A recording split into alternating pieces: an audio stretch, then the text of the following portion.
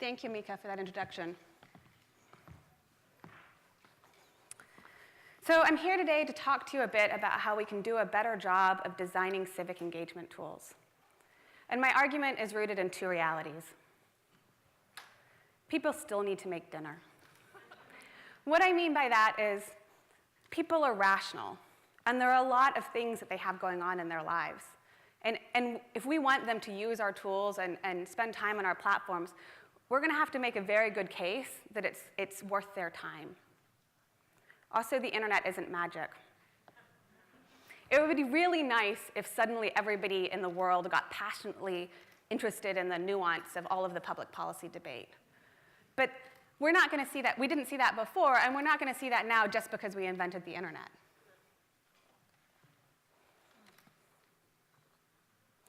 As creators of campaigns and civic tools, I think we need to do a better job of being honest with ourselves about how real people spend their time.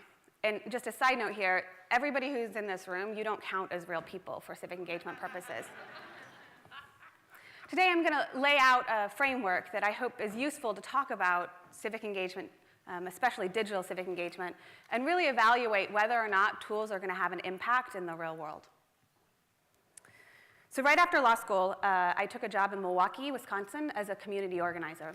So my day-to-day involved bringing people together in small groups to help them use their resources and their power to affect the decisions that were being made about their community.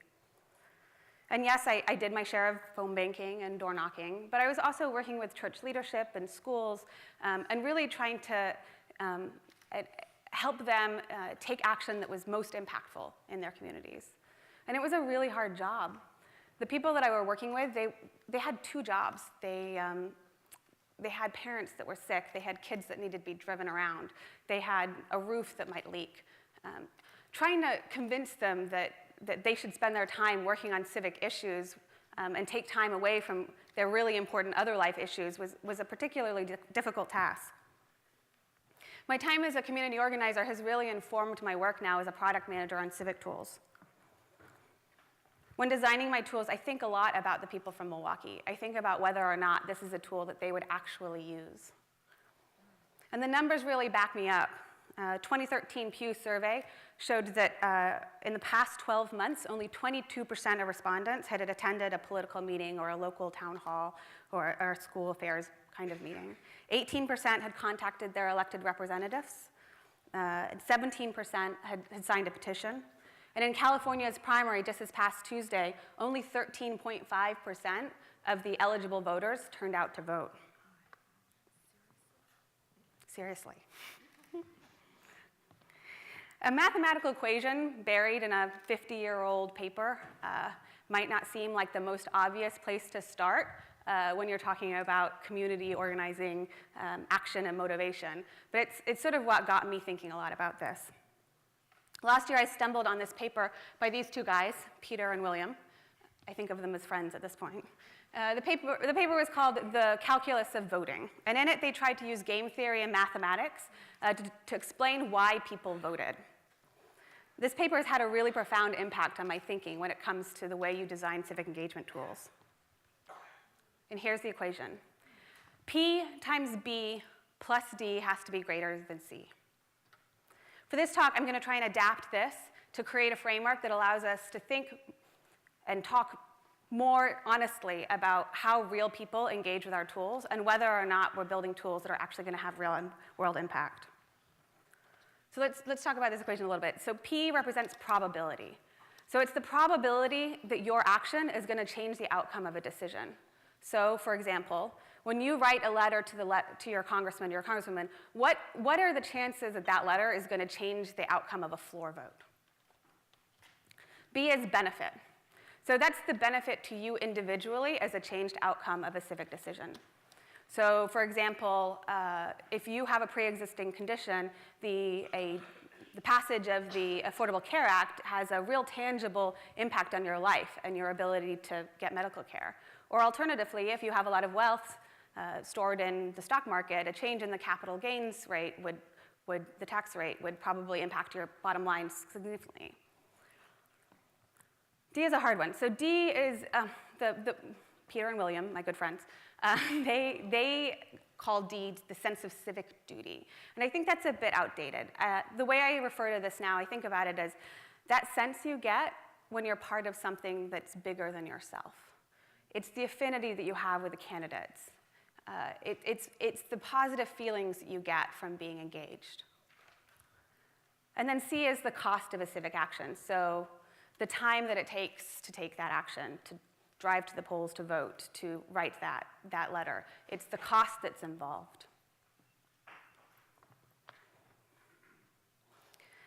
In 2012 general election, 129 people cast a ballot for president.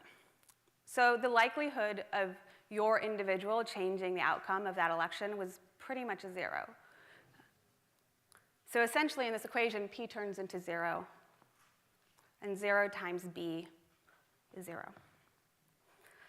As applied to the 2012 election, what we're really saying is that people didn't vote because they thought that they were going to be the difference between a President Romney and a President Obama. They voted because their D, their sense of civic duty, outweighed the cost that it took to figure out how to vote. Interestingly, at the local level, this equation changes a little bit, right? So if your city council is thinking about building a dog park in your neighborhood, and you have a dog, the cost of going and influencing that decision is pretty high. You have to drive to your city council meeting. You have to, one, know that the city council is considering this, right? This is not easy information to obtain sometimes. And then you have to get up and maybe do some public speaking, which is not my favorite thing. So the cost is high, but also P, the probability is high too, right? There's not going to be that many people who show up at the city council meeting, and your argument in favor of the dog park might have a real impact in whether or not the city council decides to approve it. And then B, the benefit of having a dog park when you own a dog near you, I'm assuming is pretty high. I own cats.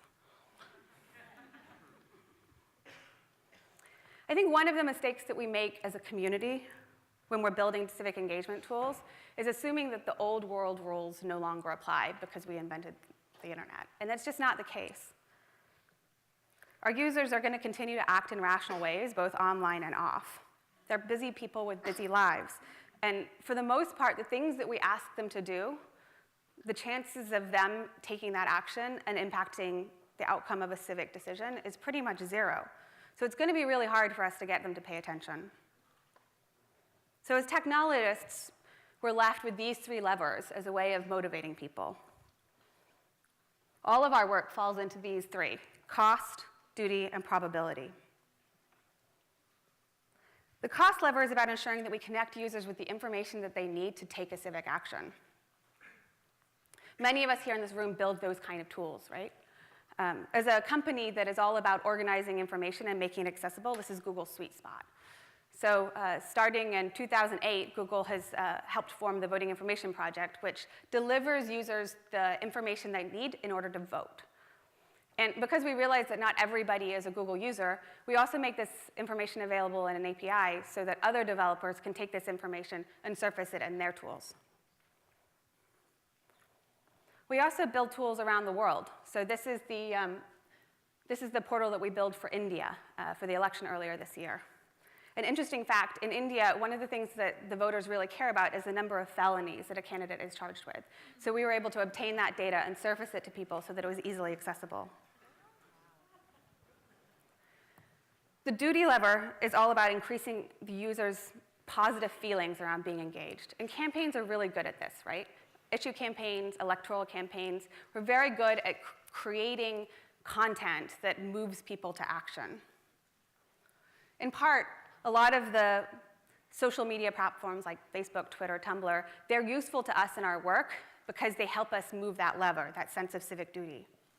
And we've seen social pressure experiments work in this kind of context, right? So the DNC in 2010 sent out a letter to New Jersey voters saying, thank you, from our records we can tell that you voted in 2008. Thank you for being engaged. Thank you for your good citizenship. That was the word. That mailer increased voter turnout in that next election by 2.5%.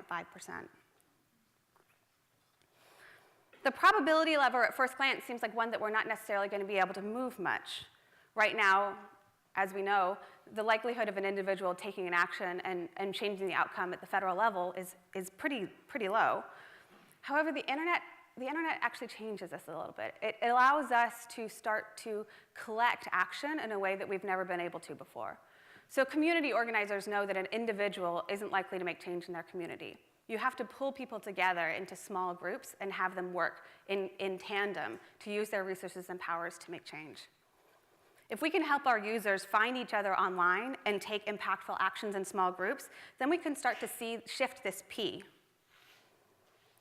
Here's another way of thinking about it. So on campaigns, there are donors called rainmakers, right, or bundlers. And so they pledge to raise X million dollars in a particular election cycle. But for anyone who knows anything about the way that fundraising is structured in campaigns, that's actually a little bit false. They're not bringing in $1 million individual dollars. They go out and find their 10 friends who each pledge to raise 100,000, and then those people find friends, and so on and so forth. It's a whole pyramid scheme. We can do the same thing with civic action online. If a user can get other users to take action, we can measure that and we can demonstrate that they're having impact. So to some extent, what I'm suggesting here is that we can have volunteers bundle civic action in the same way that we currently have donors bundle donations. Too often I've sat in this room and I've seen presentations about tools that are designed for users the way we wish they would behave rather than the way they actually behave. Yes, it would be nice. Yes, it would be nice if suddenly the whole world got interested in policy and all of the nuance in policy and were willing to follow along in the debate. But our users still have dinner to make. To the funders in the room, I challenge you to critically think about the consumer technology, the consumer civic engagement technology that you're funding and investing in, and think about whether or not it's designed correctly. To the technologists in the space, we need to spend more time thinking about how we can reduce the cost of civic action and increase the probability that action has impact. To me, this really means personalization. How come I can't get a push notification right now about a civic activity that's happening that's based on my interests and based on my geo? In part, that's because the data layer that supports our tool hasn't been developed yet. I don't have a way to ingest all of the city council meeting notes and the agendas from all over the world and then connect that to my users. That data layer really needs to be richer if we're going to be able to build those kind of tools. And also, we need to recognize that we have the chance to transform government and the way that users interact with government. We have a better chance at the local level rather than the federal level. How come we see these tools launching that only work for the federal level all of the time? And to the academics, we need research that's focused on these three levers. What motivates us to action? What is the information that people need? What are they missing? What are the civic actions that are most impactful? And how do we demonstrate this to our users?